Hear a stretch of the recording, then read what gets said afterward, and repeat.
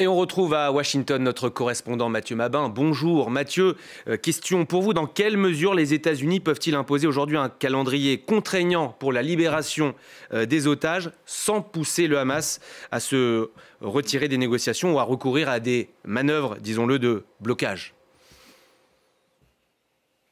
Alors c'est la question centrale débattue au Caire en ce moment. La diplomatie américaine joue ici une partie d'équilibriste, c'est moins qu'on puisse dire, mais j'ai envie de dire un peu comme depuis 2 ans finalement. Washington veut obtenir un calendrier clair pour la libération des otages israéliens. C'est la priorité absolue du président américain, mais sans torpiller la négociation en cours. Il n'est pas question de reculer, mais il n'est pas question non plus de braquer ce qui reste du Hamas. Le Hamas est affaibli militairement, ça c'est certain, mais encore présent à Gaza et utilise les otages, au moment où on se parle en tout cas, comme principal levier de pression. On l'a compris, c'est tout ce qui leur reste.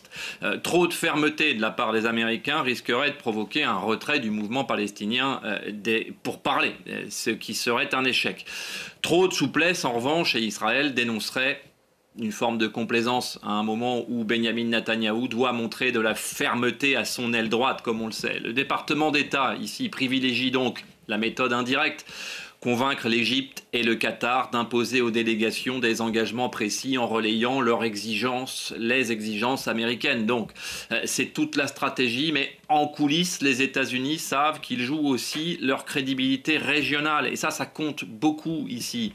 Après 2 ans de guerre, le Proche-Orient juge désormais Washington non plus à ses déclarations, mais à ses résultats. Et il y a une impatience qui est largement perçue, en tout cas, c'est ce que nous disent les diplomates du département d'État aujourd'hui, avec en fond de tableau pour Donald Trump la relance des accords d'Abraham, évidemment, ce socle indispensable à la réussite des politiques diplomatiques et surtout économiques américaines dans la région. D'où ma prochaine question, quelle est la marge de manœuvre américaine ? Il faut évidemment désarmer partiellement le Hamas tout en maintenant la confiance de ses partenaires dans la région.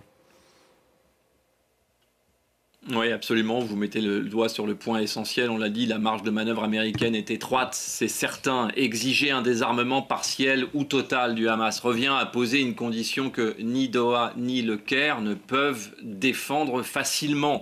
La situation dans laquelle se trouvent les 2 chancelleries qu'on vient de citer est extrêmement tendue, notamment lorsqu'elles doivent faire face à leurs opinions publiques, ce qu'on appelle de manière un peu simpliste la rue arabe. Les États-Unis avance donc en misant sur une approche plutôt graduelle. D'abord, stabiliser le cessez-le-feu.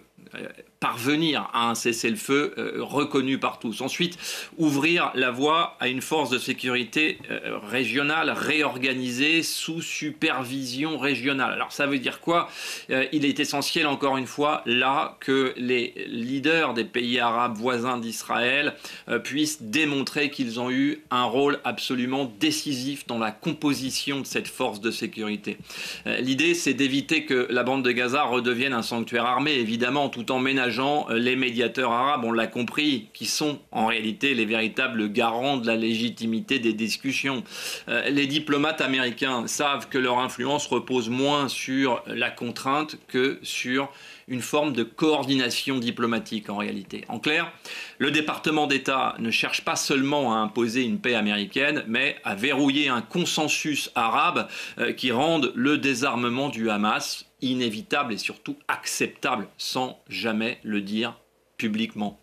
C'est la signature de la diplomatie américaine actuelle, en tout cas, prudente, calculée, presque invisible en réalité, puisque finalement ceux qui vont communiquer au Caire dans les prochaines heures, les prochains jours, on espère dans les prochains jours, seront des diplomates qui sont originaires de ces chancelleries arabes voisines d'Israël. Et on scrutera sur France 24 l'issue de ces nouvelles négociations à Sharm el-Sheikh en Égypte. Merci Mathieu pour tous ces éléments.